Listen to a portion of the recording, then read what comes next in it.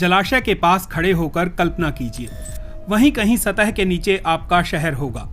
जब सरकार ने उत्तराखंड में टिहरी बांध बनाया था तो करीब 1 लाख लोग विस्थापित हुए थे। ये कोई असामान्य कहानी नहीं है। पनबिजली परियोजनाओं को अक्सर प्रगति के स्मारक कहा जाता है, हालांकि उसकी बड़ी कीमत चुकानी पड़ती है।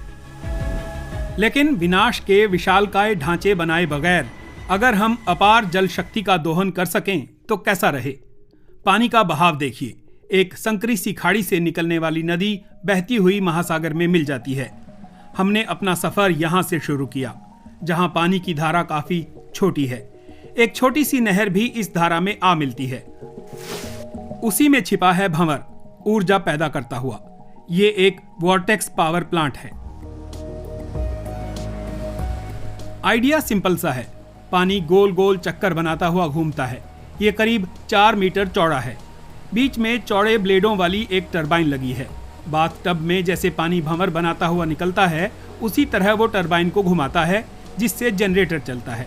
नतीजा, बिजली तैयार, लेकिन औसतन 15 यूरोपीय घरों के लायक। आमतौर पर ट्राउट के आकार की मछली आराम से तैर सकती है। माइग्रेशन रास्तों को ब्लॉक करने वाले बड़े बांधों की तुलना में छोटे बिजली संयंत्र काफी कम असर डालते हैं। तो भी ये वॉर्टेक्स प्लांट नदी के बहाव और उसमें मौजूद जीव जंतुओं की बसाहटों को बदल सकते हैं। दुनिया भर में ऐसे सिर्फ 35 प्लांट हैं, क्योंकि वे बड़े बांधों की तुलना में कम कारगर हैं और आकार भी उनसे कहीं छोटा है, तो बिजली भी कम ही पैदा होती है। इसलिए जहां ज्यादा बिजली चाहिए वहां ये नहीं चल पाएंगे।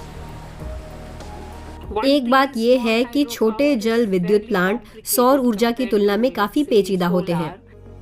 लीडिया पॉवेल अक्षय ऊर्जा की जानकार और सार्वजनिक नीति सलाहकार हैं। छोटी छोटी जलधाराओं वाले दूरदराज के इलाकों में सौर और पवन ऊर्जा के साथ इन प्लांटों से मुफ्त बिजली बनाई जा सकती है। हमारा अगला पड़ाव है एक बड़ी नदी। यहाँ बुनियादी विचार और भी सरल है।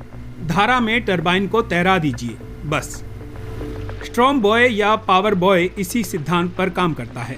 ये पनडुब्बी के प्रोपेलर लगी पेंदी जैसे दिखते हैं। नदी के बहाव में तैरता रोटर पानी के धक्के से घूमता है और नदी की धारा की काइनेटिक एनर्जी को बिजली में बदल देता है। ये तकनीक 20 साल से अपनाई जा रही है, लेकिन बहुत सी शुरुआती डिवाइसें जाम हो गई, बहुत कम बिजली पैदा कर पाईं या उसे तट पर नहीं भेज पाईं। 2025 में प्रोजेक्ट छोड़ना पड़ा।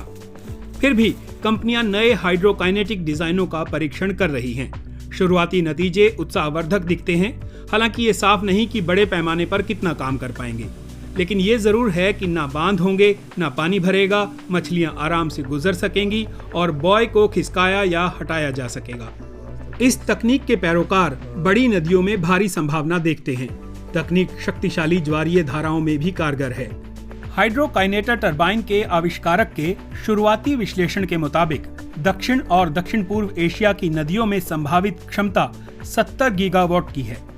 टिहरी बांध जैसे 30 बांधों के बराबर क्षमता। तो अगर ये तकनीक कारगर रही तो काइनेटिक टरबाइनें आखिरकार एक स्थानीय और अक्षय ऊर्जा स्रोत बन सकती हैं।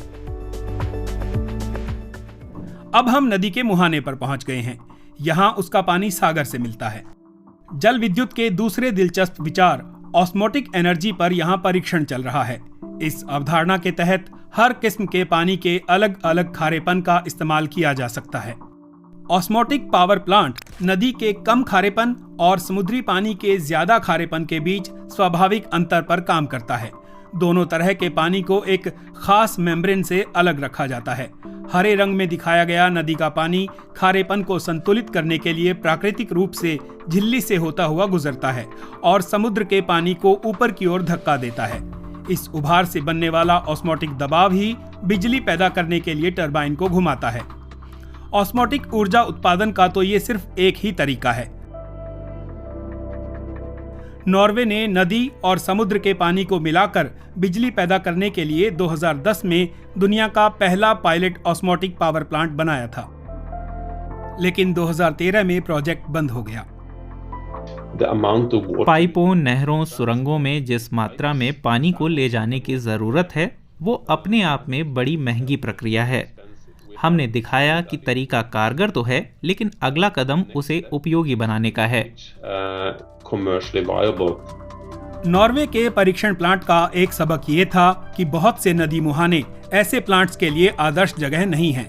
ऑस्मोसिस वहाँ सबसे बढ़िया काम करता है जहाँ खारेपन का अंतर और भी ज्यादा हो। जब तक आपके पास ज्यादा बनाम कम खारापन हो तो आप इस तरह ऊर्जा पैदा कर सकते हैं। सैंड्रा केंटिश मेलबर्न यूनिवर्सिटी में केमिकल इंजीनियरिंग की प्रोफेसर और मेम्ब्रेन रिसर्चर हैं। दुनिया में 2 ऑस्मोटिक पावर प्लांट चल रहे हैं, एक डेनमार्क में और दूसरा जापान के फुकुओका में। वे नदी और समुद्र के पानी के खारेपन के आधार पर काम नहीं करते। डेनमार्क का प्रोजेक्ट नमक की एक खदान से अपना माल निकालता है।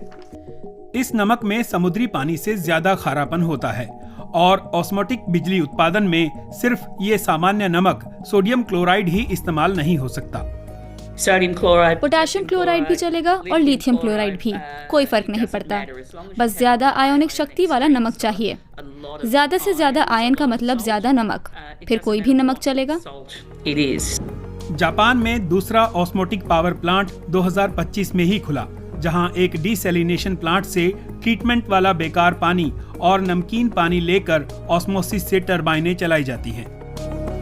लक्ष्य यही है कि भविष्य में ब्राइन की जगह समुद्री पानी के इस्तेमाल के तरीके निकाले जाएं, क्योंकि एक सच ये भी है कि दुनिया में 97% पानी समुद्र का है।